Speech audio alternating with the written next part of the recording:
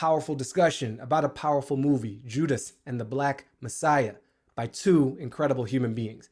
The actor, Daniel Kaluuya, who we all got to know pretty well and Get Out in the Black Panther, but who I first spotted back in Skins, because I was the person that watched that show and bootlegged it off of BitTorrent back in the day. Don't tell the authorities. We're also joined by the only child of the Illinois Black Panther Party Chairman Fred Hampton. That would be Chairman Fred Hampton Jr., who leads the Black Panther Party Cubs today. Daniel, Chairman Fred, what's good? It's good, man. Good to be here, brother. Right on. Man, thanks for having me. Thank you both for the time. Daniel, I would love to start with you. This is a big role that you've had to fill, and the story of a life that many of us who grew up with some knowledge had never seen portrayed. And most Americans, most people in the world, don't really know the story of the Illinois Black Panther Party or Chairman Fred Hampton. What was it like for you to step into this particular character? Humbling. I felt humbled and honored. You know what I'm saying?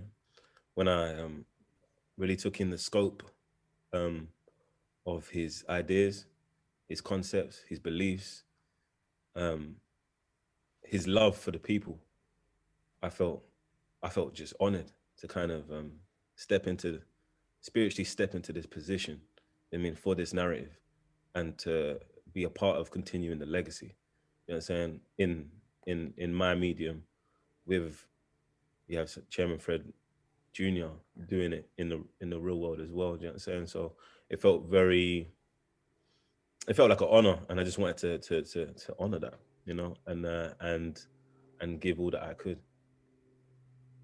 It looked like you did, and it seemed like the role called for a lot from you. What have you kept with you? You know, sometimes you take on a role and you never quite leave it. Is there anything that persists within you from channeling and portraying this person? The power of loving yourself and loving the people that look like you and loving your own community. That's something that really resonated with me. And also, I feel my taking in Chairman Fred, it's like he had an internal revolution, you know. He was free within his own mind, within his own spirit, within his own soul, and wanted to give the people the tools to be free within themselves. Do you understand? To free themselves, you know, which is with education, with food, with legal aid, with all these tools that they put in place and strategies they put in place to promote individual internal liberation, as well as community union, is really what I took from him. That's powerful to hear. Chairman Fred Jr., as I understand it, you were born just weeks after your father was assassinated by the police. Never having met him in person, seeing only video representations and audio representations, what was it like for you to see Daniel's representation of your father? I'm paraphrasing. I'm paraphrasing. I don't remember all of my poems by heart, but I said in the poem before, I learned lessons from your legend on what a man was supposed to be.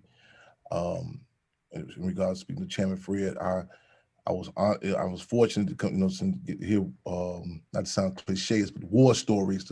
You know, old brothers and sisters gathered around old garbage cans, burning wood when they doing their libations, and without, you know, just different, again, war stories are, you know, Chairman Fred's organized and everything, but to see to have dialogue and just not only just the result of we haven't seen on the big screen yet, but the process, sitting down with Daniel at literally at the house in which Chairman Fred Hampton grew up in, the Hampton House, at the table in which, you know, Chairman Fred, before he became Chairman Fred, he ate at.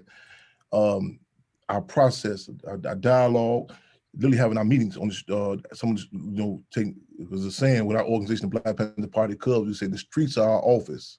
Our work hours are 24 hours a day, 7 days a week. We met in our office. This is the streets, some of the same streets that Chairman Fred organized on.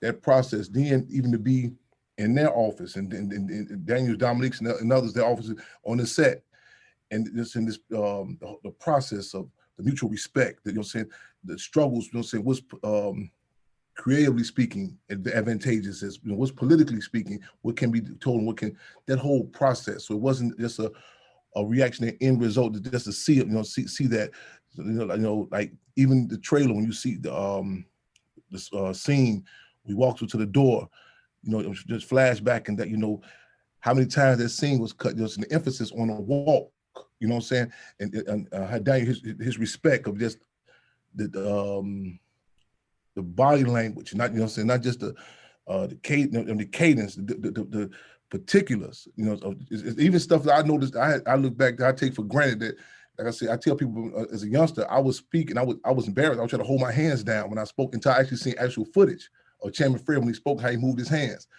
Daniel's respect and to pick up on that. And in fact, I think it was one scene when he was speaking, and it was like you may notice some of the Chicago accent or the stutter that kicks in, and he was on it, and I was hoping that the other people would say, "Oh, that was a mistake, take it again," but they ran with it, It was phenomenal. Yeah, it is phenomenal. It's ongoing. Yeah, it sounds like it was a real collaboration too. Like you said, you didn't just see the end product; you were sharing each other's worlds, visiting each other's offices, so to speak. No doubt. And I don't think that always happens. So I'm glad to hear it did with such an important story. There's a lot of trust involved in carrying this story. Daniel used the word humbled and honored in terms of playing this role.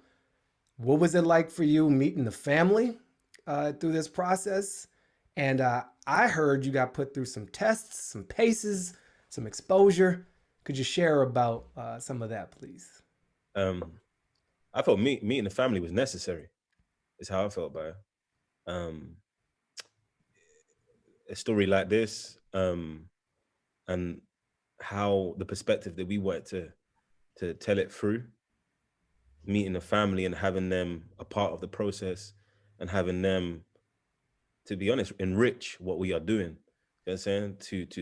To imbue the narrative with truth, was imperative to me, and to everyone a part of the process. That's why I felt so. It felt like everyone was just aligned with the same kind of outlook in terms of like the importance of having Chairman Fred Jr., having Mama Kua just saying things and redirecting us and coming onto set and educating us during lunchtime. It was amazing. So we went to the home, went to the office, and then we had a 8-hour meeting. Yes. And we kind of declared, Chairman Fred Jr. spoke to us and asked us to declare our intentions of why we're telling the story, who we are. I remember Mama Kua took me and Dominique to the side and asked us why we make art, or what we feel the meaning of art is. And we had to go through that. And then Chairman Fred Jr., he took us to a place in Chicago that, and I remember what he was saying. He was like, he said, if you're gonna play the chairman, I want to see what you're made of. I think it's something along those lines. I don't want to misrepresent you, Chairman, but it was something along the lines that if you're playing the chairman, I want to see what you're made of. Yes, and I let Chairman Fred take over for the story about where he took us. Take us there, Fred Jr., Chairman Fred Jr. There's character in character, and I respect different fields, whether it be that of a athlete, a freedom fighter, a thespian, what have you. And in our genre, since a freedom fight is revolutionary, and many times it's the dynamics of it, the intricacies of it, are negated, and for a number of reasons. Because the deal is, we cut from a cloth that there are many things that we can't talk about. Being a revolutionary, there are some ingredients in the recipe of revolutionary that are given. Chairman Fred's ability to weigh theory and practice, to not just talk, who authored and organized the Rainbow Coalition in the city that remains one of the top segregated cities in the country. And the dynamic of how he dealt with what we like to refer to as the unpoliticized street tribes, or some people refer to as the gangs. His ability to deal with that in the people. And a lot of times people have a sanitized version of the streets of the people. And they get it at a certain stage when it's been go through the process. Chairman Fred did groundbreaking moves. You know what I'm saying? Even I tell people, even with the Rainbow Coalition, there were members of the Black Panther Party who could not relate to that. Then why are you talking to these different individuals in the streets? And and I actually, doing our dialogue, and this wasn't even planned, because you know what I'm saying. Beyond the background, there have been a number of attempts brought to us, whether it be book deals or movie deals. Okay. We've turned down. So this wasn't. We didn't even see it get to this stage. You know, we have war wounds from so many, you know, ill intentions or what have you, or lack of respect, and also lack of respect. So Chicago, which is infamously referred to as Chirac now, and we don't brag about that, but that's the political reality. It's a war zone, and it's a microcosm what's happening in every colonized community. So I arbitrarily just ask and say, pick out Google search, what is the worst neighborhood in Chicago right now at this present time? Because it flips. And Inglewood and North Lawndale in particular, they happen to be real hot spots. And these are spots where we do a lot of our organizing. So it was Google, and then pulled up a place on Madison and Keeler, known as K-Town. And it just happened to be like 11 people were literally just shot. They were just shot that night. And you know, we said, let's go. We're gonna meet right there, you know. And this wasn't some it wasn't simplistic. It's just to see a bravado call, but just the dynamics of respect. You know what I'm saying? Because a lot of people see the revolutionaries and shit. They think about the leather jackets, the berets, but there's the underbelly of, you know what I'm saying, of what a revolutionary is. How do you know what I'm saying, deal with this climate? You know what I'm saying? We refer to the lumping proletarian, the lumping, those in the valley. Yeah. Chairman Fred would say, you know, a lot of us talking about the mountaintop, but we going back to the valley where the people at. And we went to the valley, and you know, so we went there, and the ground was literally still hot. The community was still out there. It was, you know what I'm saying, and contradictions. You know what I'm saying? Contradictions were out there. You know, and we had our dialogue. You know, and again, Daniel, Dominique. You know what I'm saying? The conversation with our comrades. There. You know what I'm saying? It was the setting, everything, and like we say, politics is like real estate, time and location, all this, you know, it's important. And again, the setting was correct. You know, we had some real. It wasn't pressed. It wasn't. I got to get out of here right now. And you know, and you see the comfortability to see where, you know, this is where we at. You know, and we're not going to put you in harm's way. You know what I'm saying? And it's not to say neither one of these forces, they're not no punks either, though. You know what I'm saying? Mm-hmm. You know, however. This just to be in the, you know, saying that respect amongst each other. To say, okay, if we talking about engage in this here, the legacy of Chairman Fred. And this is some things that you can't find, you can read in books. You know, so this is some grit you got to smell and, you know, and feel.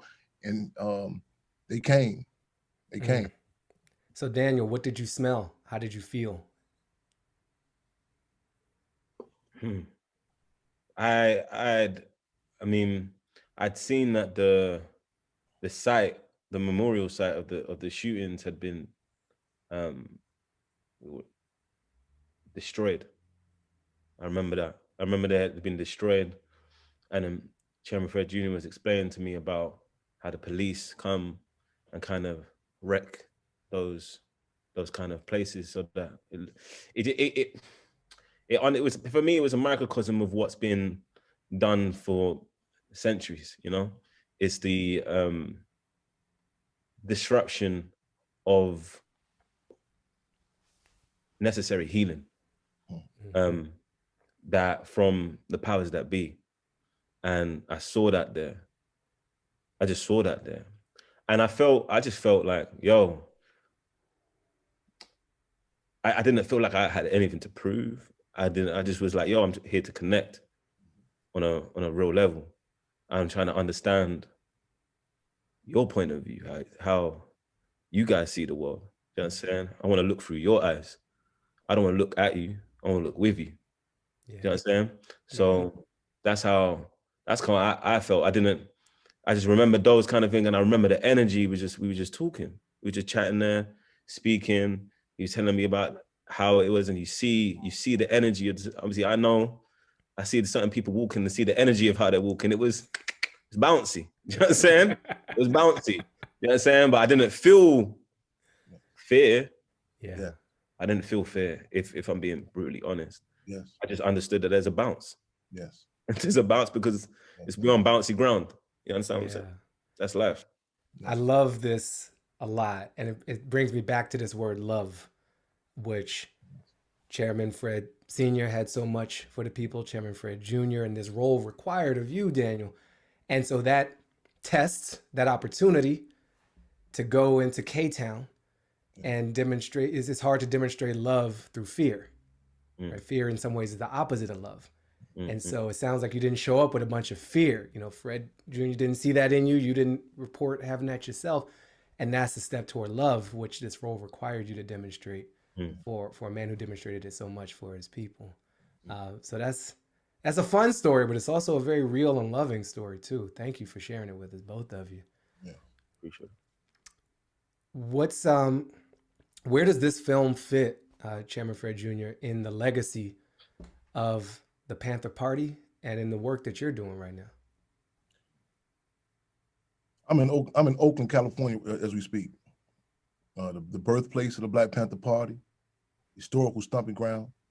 In fact, Oakland and Chicago were referred to as sister cities with the Black Panther Party, and also the Black Panther Party because we refer to it as sister cities. I'm here to meet with our central committee on a few issues, and that's even just with the discussion on this level. There's been information revealed that we knew that just recently was documented the direct role that former director of the FBI, J. Edgar Hoover, played in regards to surveillance and subsequent assassination of Chairman Fred. Also, that over 72 or 70% of the information written about the Black Panther Party came from the federal government or those who worked in the FBI. That's even in respect to the structure of the party. Like, individuals talking to me the other day, he come on saying Fred. I said, you can say chairman now that the studio, the mainstream is acknowledging now.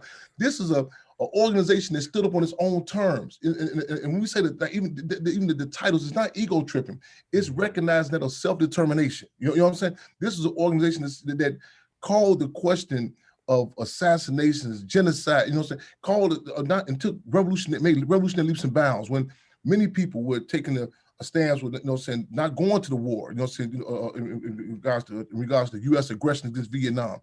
You had seen Minister U.E.P. Newton of the Black Panther Party had declared that they would even send a contingent of members of the Black Panther Party to assist the Vietnamese people. So the ante was being up. So the sky's the limit. The sky's the limit. I've been, people constantly saying, Chairman, are you ready for all these interviews back to back? I say,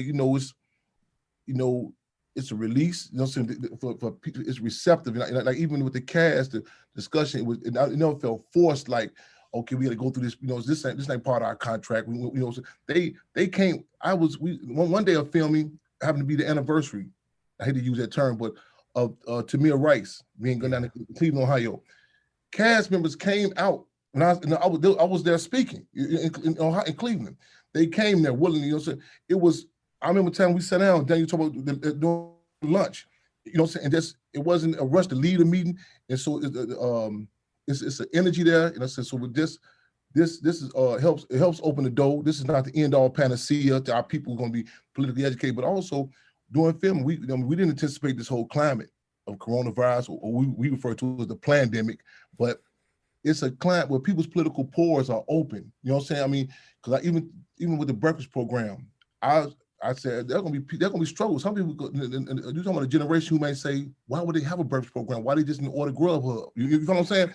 So this climate now of acknowledging that it's terrible, but it's fine. So the sky's the limit. The sky's the limit.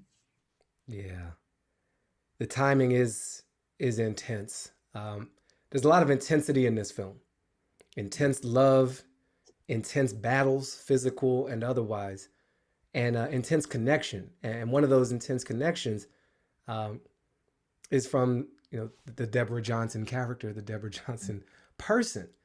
And I've felt myself very moved. I would almost say most moved by this poetic scene, a literal scene filled with poetry, with a poem that I believe was written by Dominique, but I would love you to clarify if I'm wrong on this, Daniel.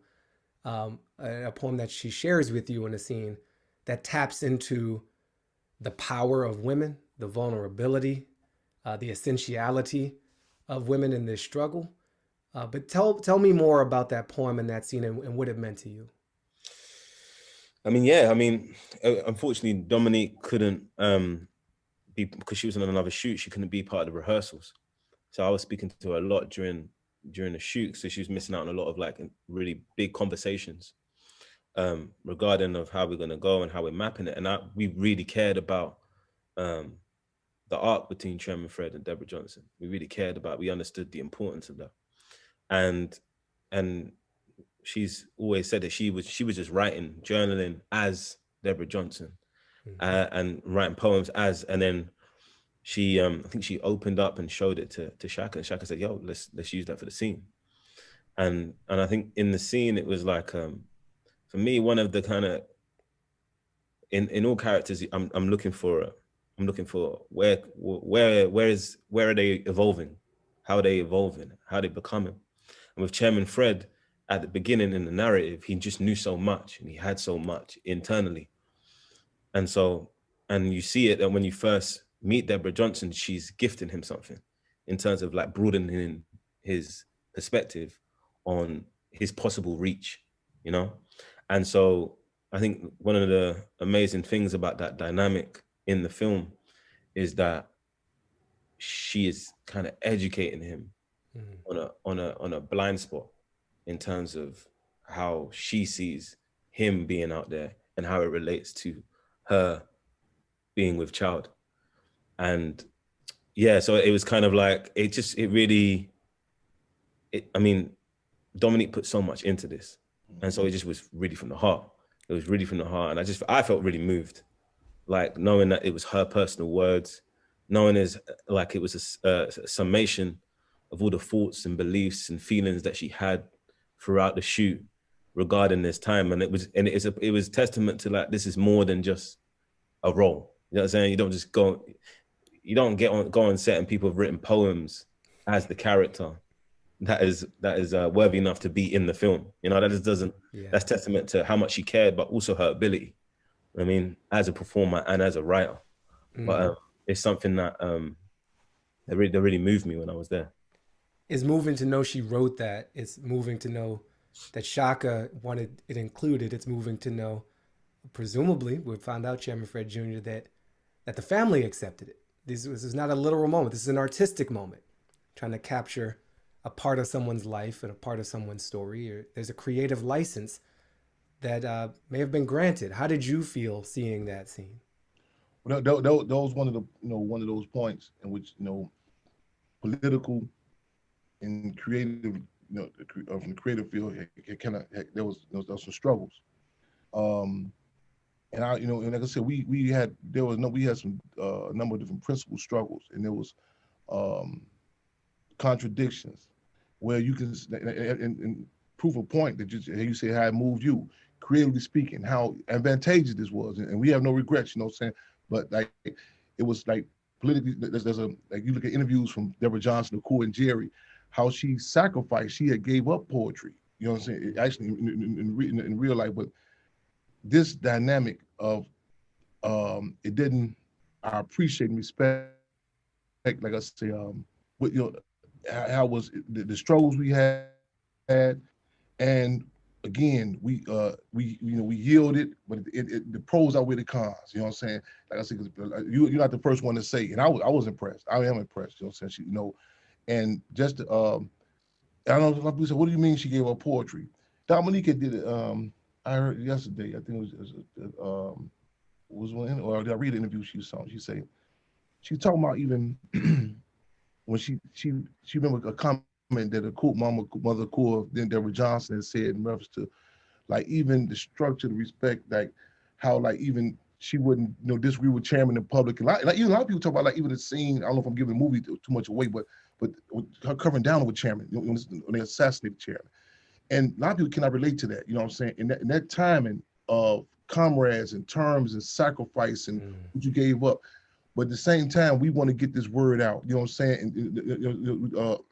And so I think it was a balance, a great balance, on a medium of meeting up, to have a discussion made. And again, I think as Daniel pointed out, for her to bring to the table her, her skills, and it wasn't something just I mean, it wasn't that's what I want to look for. It wasn't artificial in regards to what's going on here, you know what I'm saying? And that whole, I can, I dare not attempt to speak about, what a woman goes through with those concerns. You know what I'm saying? And that climate of of sacrifice. In addition, not just from being with child being pregnant, that of being in a revolutionary organization. You talking about a climate where our people in general would not living past 30, less known talking about being up for revolutionary, being targeted by the most powerful entity, not the country, but the world. You know what I'm saying? Over 90% of the COINTELPRO is directed to the Black Panther Party. And it's one thing to say, I'm putting my life on the line. You know what I'm saying? And in addition, that be able to articulate it, to sum that up, you know what I'm saying, about, with child, but not seeming, in the party, they contend against subjective, like we not me and I, I'm honored to fall from the tree of two freedom fighters. I'm for the stance that the Chairman Fred, the Deborah Johnson, down Cool J they took. I'm honored that this is told, what's being told, how it's being told. Because again, not proof in the pudding, proof in the people, the fact that how it impacted you and how it impacted so many other people. How she delivered the poem and what she delivered in the poem. I'm glad to hear that. I did not know what your answer was going to be, for the record, for those of you watching. That was beautiful. We had time for one more for you, Daniel, and I gotta get us up out of here. There's a couple of refrains in the film linguistically. Heighten the contradictions, which is something my mother used to say to me as a kid. I thought she was making stuff up. She was quoting the Panthers the whole time. Right on. But one that's even bigger and broader is back to power. Where there's people, there's power. And I'm curious for either of these phrases, Daniel, how those landed with you in this character, what still sits with you. Share any quick thoughts you might have on that before we get up out of here. I think for me, the heightening the contradictions was when I first read that, I was like, oof, that's something I do not. That's a big idea. That's a big concept that I had to kind of, it's like kind of, and I think I must have asked you, Chairman, about it once. I think I asked about, what does that mean to you? Do you know what I'm saying? Because I had my ideas, and I wanted them to be enriched by the source, as opposed to and run and go. You know what I'm saying? When you get a new idea and you kind of like, you don't want to carry on out in the world, it being light, it being light, being shallow. Do you know what I'm saying? Because just what your point of view on it. And so where I think one time we had a big discussion, possibly on that lunch, and about heightening the contradictions and what that means, and in him showing us examples, for example, that when they wanted was it kind of a road sign? You wanted to change the road into Fred Hampton Way. Yes. Yeah, Fred Hampton Way. And then how that is an example of why it didn't happen is an example of heightening the contradictions and understanding it from that kind of space. It's something that really, it gave me, why it hit me, it gave me words of how I've lived. You know what I'm saying? It's like I've lived like that. So now I'm trying to go, what I got to do is do me, and then that person will reveal who they are. You know what I'm saying? If I be true in me, they will reveal who they are. It's as opposed to trying to convince them to be with me. It's like, no, I'm just gonna be me, and then you show me who you are, and you show them. They'll see who you are. You know what I'm saying? And it made me stand strong in that belief. It just gave me the words. It allowed me to articulate it to myself. And confirm it to myself, and I can walk in the world in that. And then power wherever there's people is something that I feel it, but I feel that my generation, it's been interrupted in a sense. Do you know what I'm saying? There's something that's been interrupted. The togetherness has been interrupted in a sense. And I can see the difference between that time and now, wherever people, because it's like people come together on Facebook. You know what I'm saying? It's that there's a surveillance happening. You know what I'm saying? In terms of your connectivity, you're not actually feeling someone. We're connecting to each other on Zoom. We're not actually feeling, like, you know what I'm saying? And it brought me to the root of it though. It's just like how important it is to be a part of the community, to be there, to be present, to share ideas, to talk, to someone said to me recently, it's conversations, not classes. You know what I'm saying?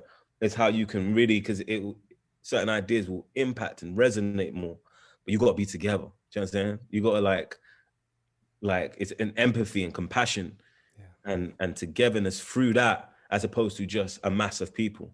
Because that's what we kind of help. As long as there's loads of people, that means there's no, it's about how are those people being activated? What are the thoughts within those people? What are the beliefs within the people? How do they feel? What is the objective? What's the through line? What's the checkpoint? They're the kind of, it made me go, oh, there's a process to get to the power. You know what I mean? You know, it's how it felt to me. Yeah. But please ask Chairman Fred Jr. about, I don't know, you know, because that's personally you want to hear from about these two concepts. Chairman Fred Jr., if you can do it, I got a little warning. So I just respecting your time. Oh, you can't give me no 2 seconds, man. You can't give him 2 seconds. You can't give him 2 seconds. Okay, so here's the deal. I just got to make a little disclaimer. All right, for the powers that be, where there's people, there's power. Right now, the power's with these people, and we're gonna let Chairman Fred Jr. address this topic, and then I'm gonna wrap this. Okay. Man. Hey, let me commend Daniel again, Dominique, Cass, and everybody. I mean, I'm on charge, man. Heightening the contradictions. You know what I'm saying?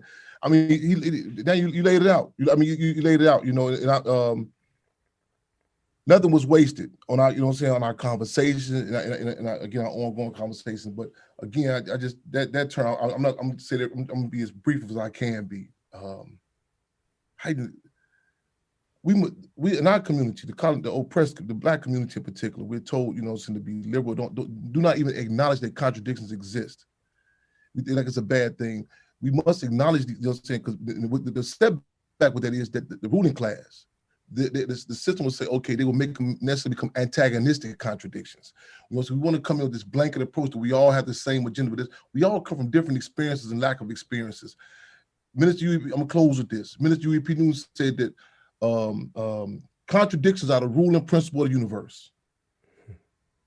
Are the ruling principle of the universe. Minister UEP News. I'm gonna close it out with that. Yes, indeed. And give us a to be continued so we can follow up again. We will definitely continue this. I'll leave y'all with a brief personal story. I cited my mother earlier. She was born in 1940 in Washington, D.C. I was born in 77 in D.C. Her parents were born in Washington, D.C. as well. So it was multi-generational. And she used to say this to me. She would say, question authority all the time, except for hers. Conveniently, right? There was like an exception clause, right? Parental exception. And she would say, heighten the contradiction as my political awareness was starting to be born. Yes. I was like, what are you talking about? What does that mean? And she interpreted it, at least I interpreted her interpretation as, you want to focus on those contrasts, on those differences, on those inconsistencies. Turn up that dial, almost like on the TV set. Yes. And then you see more clearly where you stand, the way you put it, Daniel. And it's an intrinsic principle of the universe, the way Huey Newton put it too. Thank you, Chairman Fred Jr. for that. And so with that contradiction heightened, you can operate more clearly. You can see more clearly. And I think that mission, that the channeling, the purpose around where there's people, there's power, this film helped me see so clearly. You heighten some contradictions and unlocking the people's choice. If the propaganda of the COINTELPRO operation was to make out the Black Panther Party to be this rabble-rousing, revolutionary, anti-establishment,